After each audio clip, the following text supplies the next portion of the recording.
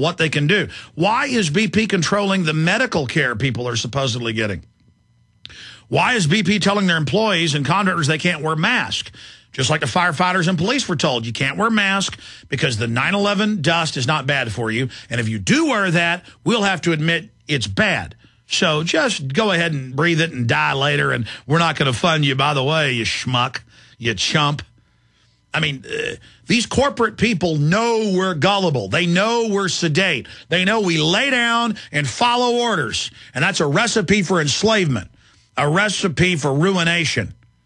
So it's time, my friends, it's time to start getting angry. It's time to start getting serious. Look at this. Hurricane Alex churns towards Mexico, Texas coast. They thought it was going to turn more towards central Mexico, which is bad for them, but good for the Gulf states, because then that wouldn't create too many waves.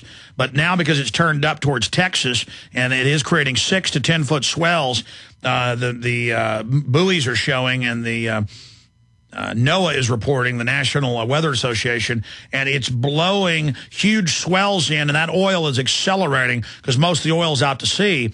It's now accelerating towards Louisiana, Mississippi, and Florida.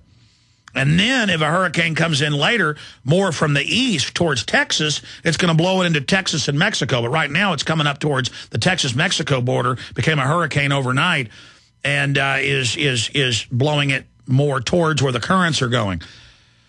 But it keeps leaking, it keeps leaking, it keeps leaking, and Obama just says it could be years. This is a new way of life, but if you'll let him pass a carbon tax, then he might let the ships in. Just like he told Senator Kyle, if you'll pass amnesty, then I might secure the border. But I've got to keep that border violent so I can lie to the public and tell them that amnesty will fix it when there'll still be narcotics being brought in. So Hurricane Alex turns towards the Gulf of Mexico. Rick Perry declares state of emergency in Texas. So I'm bracing here in Austin for the I've looked at the science, especially the dispersant, and then the off-gassing chemicals that are released from oil. Yes, oil doesn't get picked up and mixed with water and go into the atmosphere, but the byproducts and the benzene and the heavy metals can get mixed with water. That's why you can have muddy rain. That's why you can have fish rain or toads rain. When a tornado, a water spout, a tornado in the ocean or a lake sucks them up.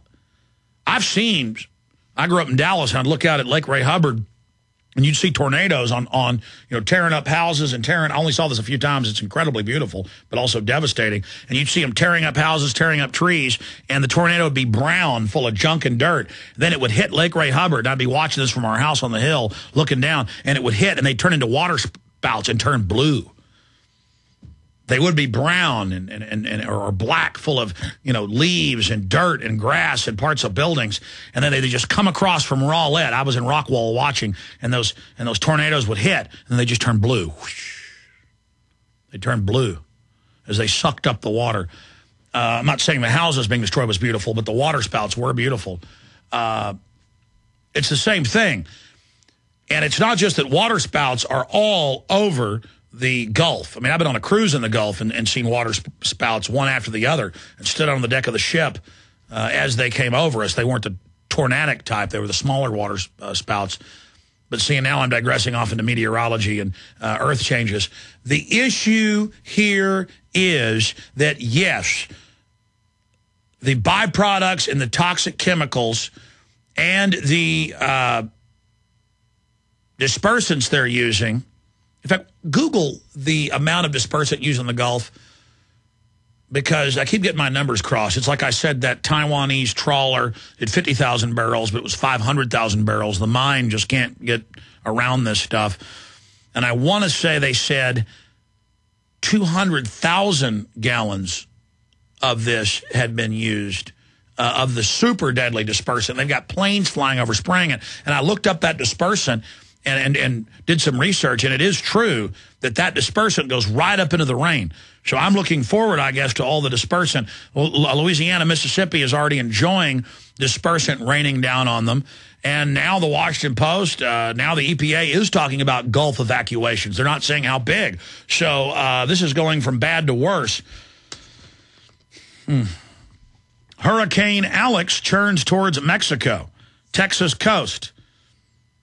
And they knew they could have gone in with those big ships and scooped up almost all the oil. Because they've really developed the science since then. But since they blocked it and used dispersant instead, it's going to be a bigger disaster and maybe cataclysmic. Or the response to it may be cataclysmic. The martial law they're gearing up for. Hurricane Alex turns towards Mexico, Texas coast. BP access to medical care, controls access to medical care for Gulf oil cleanup workers, denying that they're sick.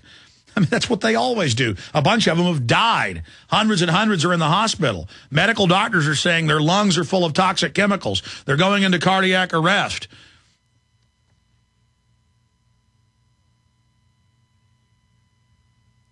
All right, from the Deepwater Horizons, it says that surface dispersant used, it's always worse than I say, 1.3 million gallons of that deadly chemical. 1.3 million gallons. That's from the Associated Press. That's directly from the BP's own site. And another type that they're using subsea, they're putting into the ocean, 576,000 gallons. Total dispersant used, 1,606,000 gallons. Holy mackerel. I mean, let the crude oil come in and let the states clean it up. Let the ships come in and get it before it comes in. Don't spray 1.6 million gallons of stuff that'll literally eat the skin off your body. They're reporting that stuff is eating boats. It's so strong, that's in mainstream news, that it's eating the boats. You know what? I'm going to be honest with you. I'm not having my kids breathing this. And if this stuff blows into Austin, I'm going to have to go. I'm going to have to go to Montana or something. What happens if 20 million people are evacuated? I mean, they had less than 300,000 or so evacuated out of New Orleans, and Austin was a circus.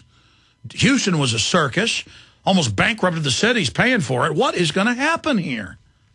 I can't believe that terrorist Obama has done this. And I've been calling him a terrorist for 2 weeks, on record calling for criminal indictments, blocking the states and counties and cities, and blocking international aid, and many others are saying that. So now he's saying, well, I'm going to let the lawyers start building a plan that'll take a month or so, maybe. By then, more hurricanes will come in. I mean, this guy's a terrorist. And let me tell you something. Jindal and Barber and all those other governors and Christ, that's a cop-out saying the feds say we can't put berms up. The feds say, hey, you have a responsibility when treason's going on, and the feds have no jurisdiction on your state ground and in those estuaries. You go out there and you tell that Coast Guard, get out of your way. I mean, it's like anybody in a uniform is now God as long as that illegal alien, Barry Soetoro, tells them so. This is definitely a false flag. There is no doubt it's a false flag against America, to bankrupt us, to have a big distraction going into the election. This morning I woke up at like 3:30 a.m. and it just hit me. I said, of course, it's not just a smokescreen for the Iran attack. It's not just a smokescreen to get the carbon tax through and a pretext. It's also for the elections, where it's going to be so insane building up into November that people won't remember government health care takeover. They won't remember the gun grabbing. They won't remember all the lies, all the torture. It'll just be complete bedlam if this continues. I mean, if they let's search the latest total oil spill. Total oil in the Gulf. They keep lying about it, so it's always worse than what they say. Charlie Veitch is supposed to get out soon. He says he's going to give us the exclusive first report. We've also got Chuck Baldwin scheduled on the Ron Paul persecution that's now going on. I mean, look, everybody's always said when they go after Alex Jones, Ron Paul, and others, look out. And look at how they're demonizing us in the media. Look at the hoax that they've been putting out. Hurricane news continues. Look at this little jewel. Give me a document cam shot on that, just in miscellaneous. How long have I told you if John McCain picks somebody, they're bad? I don't care if Sarah Palin poses with an AR-15. That doesn't cut it.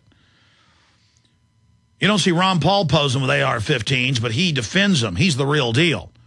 You don't wave guns around, folks. You don't wave a gun around and fool me. Palin goes rogue against Tea Party candidates. Human Events, big conservative publication, admits that she sabotaged